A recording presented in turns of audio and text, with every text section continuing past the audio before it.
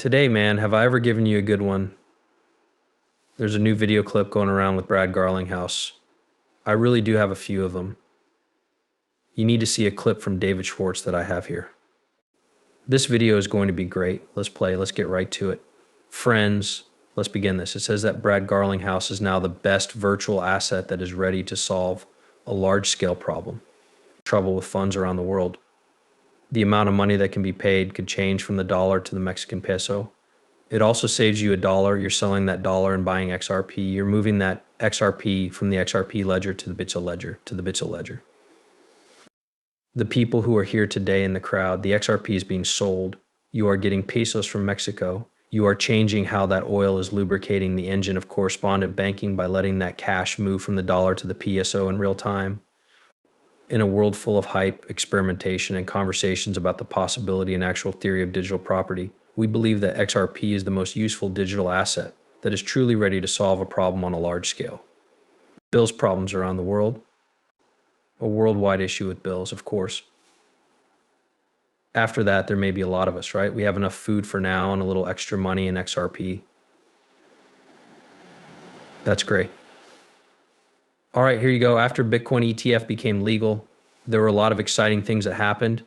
We're sorry, but this is not the brand new Brad Garlinghouse. I don't always want to play this new Braga growing home video, but that's what it's all about. Statement one, which I'll summarize here, was basically Gary Garentz's announcement because we let the Bitcoin ETF happen. Don't think that we are going to let a bunch of other crypto property happen now. The second interesting thing was that the price of Ether went through the roof right away when people thought it might become an ETF. How likely is that to happen? I think it's true. To begin, it's clear that the Ethereum ETF did not really take off. I think it didn't move more than, 10.10%. You understand that a rise means about 50% or 100% to me. I think the Ethereum ETF is slowly coming together, and people are starting to get involved and will eventually buy it. It didn't have the same fucking weight, though. It's the same happiness because of the Bitcoin ETF, and I hope the XRP ETF brings even more happiness, right? Because we really want that to happen. There are billions more coming into the industry. I'm not going to set a time frame right now, but I believe there may be various ETFs for good. One with XRP, for sure, there could be more than one ETF. But one with XRP. I love the game we're playing. I'm really smart.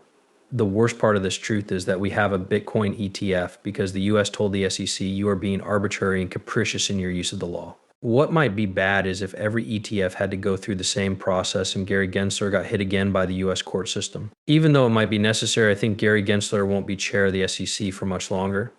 Watch Gary Gensler walk around is like this. Everything is fine. Also, the XRP breakout this Tuesday and Wednesday will prove that the simulation we can live in the first segment will be done over 450%. March 2017, the second part was loading 800% by May 2017. So I guess this is just showing some past explosions that are the same. We might have the same setup as in 2017. I want to see how that goes. This is David Schwartz talking about that in 2021. In this video, he talks about how blockchain meltdowns do happen. I'll play this for you. I thought this was getting really exciting. Negative is a function that I'm clearly very excited about. That joy is hard for me to bring without it, though. It's kind of bittersweet. That's kind of like if you came up with a way to make it less likely for a nuclear plant to melt down.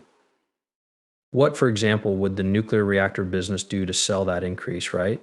They might have to talk about how awful meltdowns are to show you how great the mistake is and why they don't need to do this right. In the business of nuclear reactors, no one wants to talk about how terrible an explosion is. They need to act like they don't exist. Yes.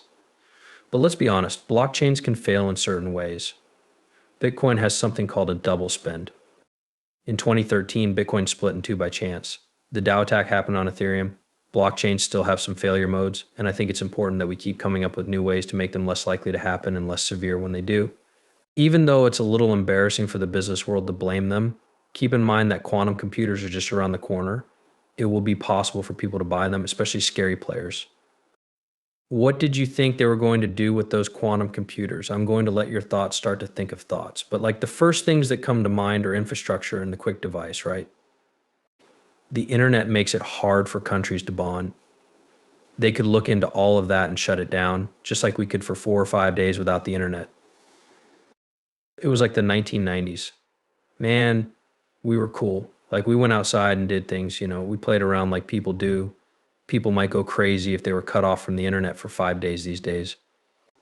Actually, what is that movie where people are like, it's that one night a year when everyone goes and kills each other? That's how it would be. Different types of failures and one that might still happen in the XRP system if too many validators fail. People are able to answer it. The record needs to stop moving forward. That's a mode of failure that still exists. The double spend risk or reorganization risk in Bitcoin is a lot like this. Most of the time, the effects are not as strong. They often cause the ledger to stop. There is no one loss of money at once. You do, however, need to be most reliable for lagging. It doesn't need to stop. That's how the man of the poor in our job works.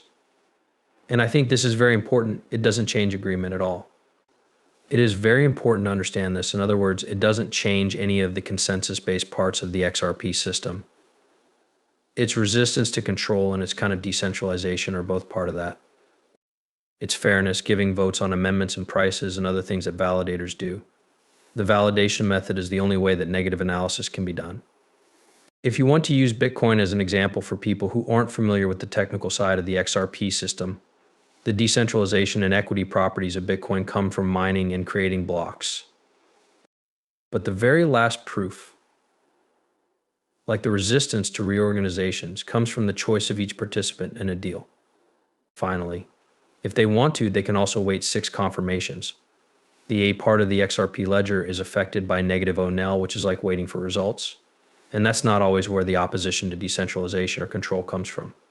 Since those are just closed properties, sure, it's an easy decision to just accept. Okay, you know what I mean? I'll find out. I think I must have finished something with the clip. I'm truly sorry. Ladies and gents, let me bring it back up for you. There's a new conversation and clip with Brad Garlinghouse. This is far. The XRP has become the second most valuable cryptocurrency. Again, that was before you had those outside things that I could say were unnatural or maybe not ethical on the page, but you know what I mean? And I think you're ready to change now. And I think with a degree of gambling practice, I almost think it's like you keep a bat. You can see that Trump is now using the phrase level playing field correctly. It's fun. It's very exciting to hear President-elect, who is going to be president soon, start to use the same words as Brad Garlinghouse. But it seems like Trump will only listen to degree gambling field if Parsons or Brad Garlinghouse are talking to him. And that really gets me excited. You let go of the basketball under the water for a long time, and it does shoot up. But why are we shocked? It was being kept underwater by someone. It's now getting bigger. So the look I had, I love it. It feels kind of reassuring. I'm going to be honest. But I think we should measure these over a long period of time. I tell Ripple employees, yes, we know that XRP has long since lost its value and fee, but we try to look at what we're building in the very long term and how that fits into an internet of cost and how XRPE may be a key issue in a web of value.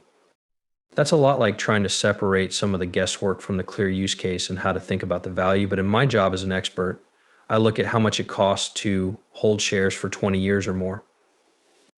And even though you get rid of a big obstacle to flows, fees are going up, which